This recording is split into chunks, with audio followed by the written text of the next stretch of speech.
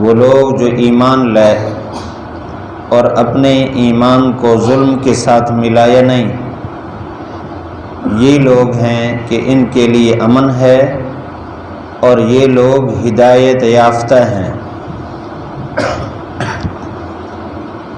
پچھلی آیت میں اللہ تعالیٰ نے حضرت ابراہیم علیہ السلام کا قوم کے ساتھ جو مباحثہ ہوا اس کا تذکرہ فرمایا۔ قوم نے ابراہیم علیہ السلام کے ساتھ بحث کرتے ہوئے یہ کہا کہ تو ہمارے معبودوں سے کیوں نہیں خوف کرتا؟ یعنی انہوں نے اپنے معبودوں کے بارے میں یہ نظریہ پیش کیا کہ جو ہمارے معبودوں کی مخالفت کرتا ہے ہمارے معبود اس پر حملہ کرتے ہیں اور اس کو ایسا ویسا کر دیتے ہیں۔ ابراہیم علیہ السلام نے فرمایا کہ جن کو تم اللہ کے ساتھ شریک ٹھہراتے ہو میں ان سے نہیں ڈرتا، کیونکہ وہ کچھ بھی نہیں بگاڑ سکتے، وہی ہوگا جو اللہ چاہے گا۔ فرمایا کہ مجھے تو نہیں ڈرنا چاہیے، تمہیں ڈرنا چاہیے رب سے، کہ میں تو اللہ کی مخالفت نہیں کر رہا، تم تو رب کی مخالفت کر رہے ہو، تمہیں ڈرنا چاہیے۔ اور فرمایا کہ تم شریک ٹھہرا رہے ہو تو اس پر تمہارے پاس کوئی دلیل بھی نہیں ہے، لہذا امن کے اعتبار سے ان دو فریقوں میں سے حق والا تو وہ ہے جو اللہ کو خوش کیے ہوئے ہے، جو اللہ کو ناراض کیے ہوئے ہے وہ امن میں تو نہیں ہے، کسی وقت بھی اللہ اس کو پکڑ لے۔ آگے فرمایا الذین آمنوا ولم یلبسوا ایمانہم بظلم، حقیقی امن والے لوگ کون ہیں؟ تو فرمایا وہ لوگ جو ایمان لائے اور اپنے ایمان کے ساتھ ظلم کو نہیں ملایا، اولئک یہ لوگ ہیں ان کے لیے امن ہے اور یہ صحیح راستے پر چلنے والے ہیں، دنیا آخرت میں کامیاب ہیں۔ یہ ان آیات میں سے آیت ہے جو صحابہ اکرام کو اس کا ظاہری معنی سمجھ نہیں آیا، آپ صلی اللہ علیہ وسلم سے جا کے سوال کیا کہ ہمیں اس کا مفہوم سمجھائیے، کہ اس میں تو آ رہا ہے کہ جس کے ایمان میں ظلم بالکل نہ ہو وہ کامیاب ہے۔ فرمایا اینا لم یظلم نفسہ، کون ہے ہم میں سے جس نے اپنی جان پر ظلم نہ کیا ہو؟ اس لیے کہ ظلم کا معنی وضع الشیء فی غیر محلہ، کسی چیز کو اس کے محل کے علاوہ رکھنا یہ ظلم ہے۔ تو یہ تو ادنا معاملات میں پیش آتا رہتا ہے، مثال کے طور پر مسجد میں داخل ہونا ہے، پہلے دایاں پاؤں اندر رکھنا ہے، وہاں بایاں پاؤں پہلے اندر رکھ دیا تو یہ بھی وضع الشیء فی غیر محلی کی چیز کو اپنے محل پر نہیں رکھا، دوسری جگہ پر رکھا ہے، یہ بھی ظلم ہے۔ تو اس طرح کے معاملات تو ہر آدمی کے ساتھ پیش آتے رہتے ہیں، تو کس کا ایسا ایمان ہوگا جو ظلم سے بالکل صاف ہو؟ یہ تو بڑی سخت شرط لگائی گئی ہے، ہم تو ہلاک ہو گئے۔ آپ صلی اللہ علیہ وسلم نے فرمایا کہ ظلم وہ جو تمہارے ایک صالح آدمی حضرت لقمان علیہ السلام نے اپنے بیٹے کو نصیحت کرتے ہوئے فرمایا ان الشرک لظلم عظیم، کہ سب سے بڑا ظلم شرک ہے۔ تو یہاں شرک مراد ہے کہ جو آدمی ایمان لے آئے اور ایمان کے ساتھ شرک کو بالکل شامل نہ کرے، اللہ تعالیٰ کی ذات اور صفات میں کسی کو ذرہ برابر بھی شامل نہ کرے، تو وہ ہے کامل ایمان والا، اور وہ ایسا آدمی ہے جس نے اپنے ایمان کے ساتھ ظلم کو نہیں شریک کیا، تو یہ آدمی امن میں ہے اور یہ کامیاب ہے۔ باقی اللہ تعالیٰ بخشنے والا ہے، آدمی توبہ کرتا رہے، استغفار کرتا رہے، ہر انسان سے خطائیں واقع ہوتی ہیں، زبان سے پھسلن ہو جاتی ہے، قدم غلط رکھ لیتا ہے، ایسی صورت میں اللہ تعالیٰ سے معافی مانگ لے تو اس کا ایمان صاف ہے، اس کے ایمان کے ساتھ ظلم شامل نہیں ہوا۔ تفسیر ابن کثیر میں ہے اللہ کے نبی صلی اللہ علیہ وسلم ایک دفعہ مدینہ منورہ سے باہر تشریف لے جا رہے تھے، آپ کے ساتھ صحابہ کرام بھی تھے۔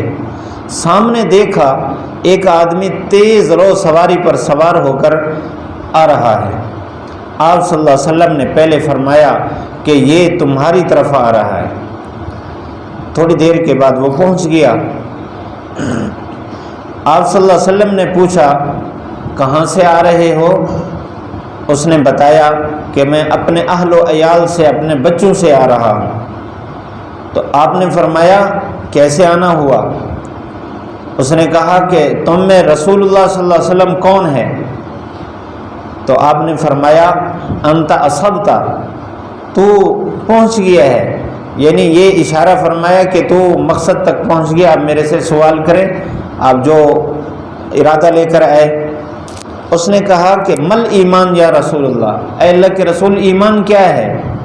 آپ نے فرمایا، آپ نے ایمانیات بتائے کہ اللہ پر ایمان لانا، رسولوں پر ایمان لانا، کتابوں پر ایمان لانا، آخرت پر ایمان لانا، تقدیر پر ایمان لانا، یہ ساری ایمانیات بتائے۔ اس نے کہا اقررت، میں نے اقرار کر لیا، بس میرا ایمان بھی انہی چیزوں پر ہو گیا۔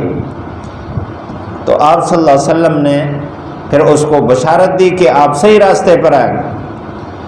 تو وہ وہاں سے اونٹ پر سوار تھا، وہ وہاں سے اس نے اجازت چاہی اور اونٹ کو واپس اپنے گھر کی طرف موڑا۔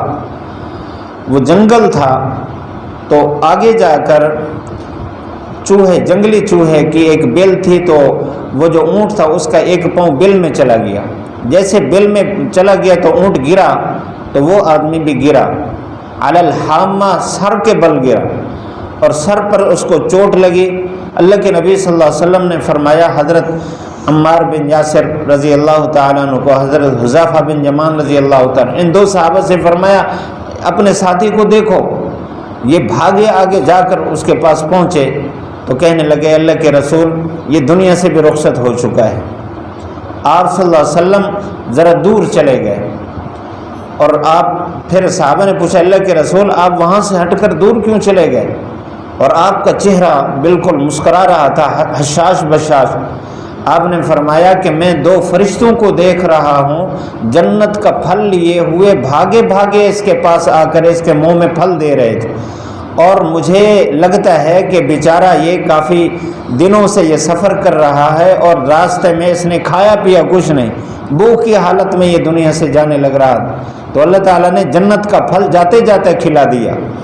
پھر آپ صلی اللہ علیہ وسلم نے یہ آیت پڑھی کہ یہ وہ آدمی ہے لم یلبسوا ایمانہم بظلم، کہ اس کے ایمان کے ساتھ ظلم بالکل شریک نہیں، کہ ابھی ایمان لایا، نہ اس پر نماز، نہ اس پر روزہ، کچھ بھی نہیں، تھوڑی دیر کے بعد جنت کا مہمان بن گیا، تو یہ کامیاب ہو گیا۔ پھر آپ صلی اللہ علیہ وسلم نے فرمایا اپنے ساتھی کو پانی کی طرف لے جاؤ، غسل دو۔ پھر غسل دیا گیا، کفن دیا گیا، خوشبو لگائی گئی۔ آپ صلی اللہ علیہ وسلم نے جنازہ پڑھایا۔ جنازے کے بعد جب قبر کھودی جا رہی تھی، آپ کنارے پر بیٹھے تھے، آپ فرما رہے تھے کہ اپنے بھائی کی قبر شک نہ بناؤ، لحد بناؤ۔ یہ شک یعنی درمیان سے جو جگہ بناتے ہیں، اور لحد جو کنارے پر پہلو میں جگہ بناتے ہیں، کیونکہ مدینہ منورہ کی زمین پکی ہے، وہاں لحد آسانی سے بن سکتا ہے۔ فرمایا لحد ہمارے لیے ہے اور شک غیر کے لیے ہے، اللہ یہ کہ کوئی مشکل ہو، زمین نرم ہو، بیٹھ جانے کا خدشہ ہو تو پھر شک بھی جائز ہے۔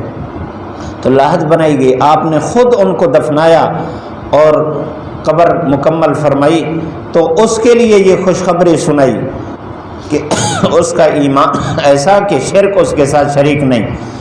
تو بہرحال اس آیت میں میرے اور آپ کے لیے سبق ہے کہ ہم اپنی نظریات کو اور اپنے عقائد کو ٹٹولتے رہیں، کہیں ایسا نہیں ہے، ایسا تو نہیں کہ اللہ تعالیٰ کی ذات یا صفات میں کسی اور کو بھی ساتھ شریک کر رہے ہوں۔ اگر ایسا ایمان لے کر ہم دنیا سے گئے تو اللہ تعالیٰ کمیاں کوتاہیاں اللہ تعالیٰ معاف فرماتے رہتے ہیں۔ جس طرح یہ رات گزری ہے، یہ براءت کی رات تھی، جس نے بھی توبہ کی، جس نے بھی اللہ سے مانگا، جس نے بھی اللہ تعالیٰ کی رضا مانگی، اللہ کے نبی صلی اللہ علیہ وسلم کی بتائی ہوئی یہ سچی خبر ہے کہ اللہ ضرور اس کی بخشش فرما دیتے ہیں۔ تو جس نے توبہ کی اللہ تعالیٰ نے معاف فرما دیا۔ اب آپ لوگ توبہ استغفار کے بعد بالکل ایسا ایمان لے کر بیٹھے ہیں جو ظلم سے بالکل خالی ہے۔ اسی طرح اس ایمان کو محفوظ طریقے سے موت تک لے جانا سب سے بڑی کامیابی ہے۔ اللہ تعالی ہم سب کو عمل کی توفیق نصیب فرمائے۔ الذین آمنوا الذين آمنوا ولم يلبسوا ولم يلبسوا ایمانہم إيمانهم بظلم بظلم اولئک أولئك لهم الامن وهم مہتدون۔ الذین آمنوا وہ لوگ جو ایمان لائے، ولم یلبسوا اور نہیں ملایا ایمانہم اپنے ایمان کے ساتھ، بظلم ظلم کو، اولئک یہی لوگ ہیں، لہم الامن ان کے لیے امن ہے، وہم مہتدون اور یہی ہدایت یافتہ ہیں۔